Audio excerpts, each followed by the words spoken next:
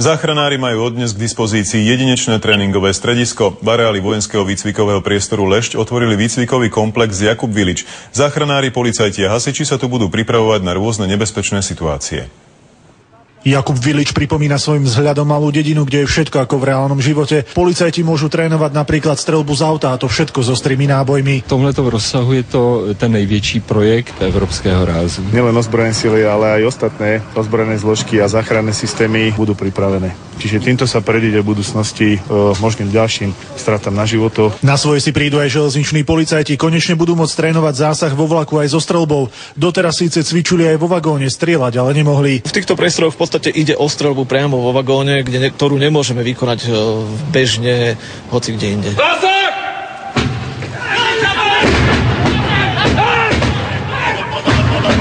Na Slovensku pribudlo v posledných rokoch niekoľko tunelov. Hroziace požiare či nehody však záchranári nemali kde precvičovať.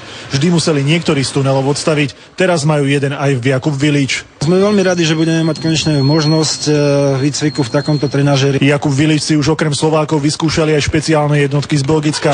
Toto výcvikové centrum by malo v budúcnosti slúžiť aj pre výcvik zahraničných armád. Budeme apelovať na krajiny, aby brali do úvahy aj toto skvelé zariadenie.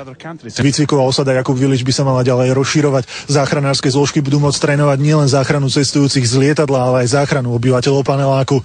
Z osady Jakub Vilič, Peter Hajnala, televízia Markíza.